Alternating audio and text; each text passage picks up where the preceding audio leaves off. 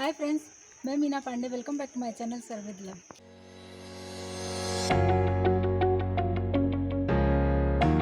पोहा बनाने जा रही हूँ। फटाफट बन के तैयार हो जाएगा और इसको चाय के साथ खाइए, मतलब किसी भी टाइम खाइए, बहुत ही टेस्टी होता है। इस कढ़ाई में मैं 1 टेबल स्पून रिफाइंड ऑयल डाल रही हूँ। हमारा गर्म हो रहा है, इसी में मैंने 3 टेबल स्पून के करीब एक मूंगफली ले लिया, जो पीनट होता है ना, उसको ले लिया है। ये मूंगफली हमारी फ्राई हो गई है, इसको मैं निकाल लेती हूँ। तेल में मैं 1 टीस्पून जीरा डाल रही हूँ, हाफ टी स्पून सरसों दाना डाल रही हूँ। थोड़ा सा मैंने अदरक काट लिया, ये अदरक इसी तेल में डाल देती हूँ। मैंने एक प्याज काट लिया छोटे छोटे पीस में, थोड़ा सा करी पत्ता है, 2 हरी मिर्ची है, ऐसे लंबे लंबे काट लिए। तो इसको सब कुछ डाल दिया है और प्याज को ट्रांसपेरेंट होने तक ऐसे में चला लेती हूँ। प्याज हमारा इधर पक रहा है और इधर जो मैंने पोहा लिया है ना, पोहा हमारा मीडियम वाला है, मतलब बहुत पतला नहीं है, बहुत मोटा नहीं है। तो ये पोहे को 3-4 पानी अच्छे तरीके से धो के पानी में पूरा निकाल दूंगी। ये पोहे को मैंने 3-4 पानी अच्छे से धो लिया है और इसका पानी बिल्कुल निकाल दिया है, क्योंकि ये मीडियम वाला पोहा है ना, तो ये फटाफट फूल जाएगा। तो जब तक हमारा प्याज हो रहा है तब तक इसको साइड में रख देती हूँ, ये फूल जाएगा। ये प्याज हमारा ट्रांसपेरेंट हो गया है, देखने में लग रहा है कि ये ट्रांसपेरेंट हो गया है।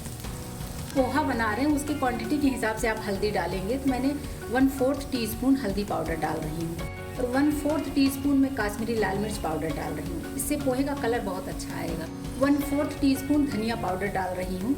वैसे हरी धनिया तो हम डालेंगे, ज़रूरी नहीं है, लेकिन आपकी चॉइस है। अगर आपको दोनों डालना है, धनिया पत्ती भी डालना है और धनिया का पाउडर भी डालना है, तो आप ये भी डाल सकते हैं। तो बस अभी इनको डाल के मैं अच्छे से इस तरीके से चला लेती हूँ। 1 टीस्पून मैंने इसमें शुगर डाल रही हूँ।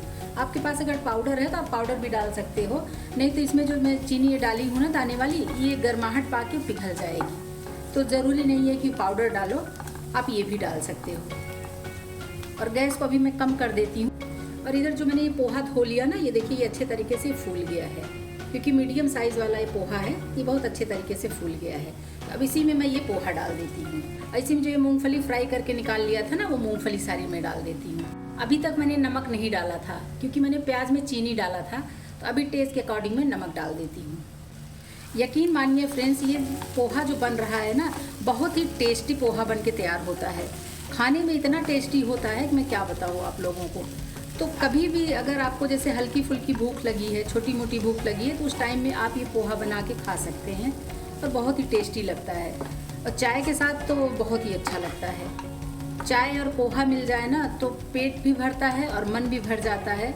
बड़े बच्चों सबको ही पसंद आएगा ये पोहा। एक बार ये पोहा ज़रूर बना के देखिए, बहुत टेस्टी पोहा बन के तैयार होता है। तो देखिए अभी मैंने सभी कुछ मिक्स कर दिया है इस तरीके से। मैंने हाफ नींबू ले लिया है, तो ये नींबू भी जो है इसी में निचोड़ देती हूँ। तो ये खट्टा मीठा सा जो चीनी डाला है ना, उससे मीठा, नींबू से खट्टा, बहुत ही टेस्टी बनेगा।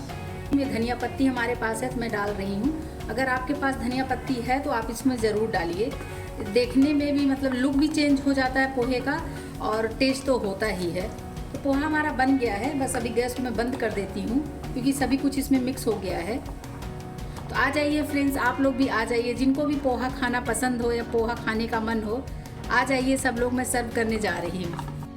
ये मैंने स्ट्रीट फूड पोहा बना के तैयार किया है, साथ में नमकीन और प्याज भी रख लिया है। चाय के साथ खाएंगे तो बहुत ही टेस्टी होता है। तो इस तरीके से एक बार ज़रूर बना के ट्राई करिए। अगर आपको मेरी वीडियो पसंद आती है तो लाइक, शेयर एंड सब्सक्राइब करिएगा। लास्ट तक मेरी वीडियो देखने के लिए थैंक यू।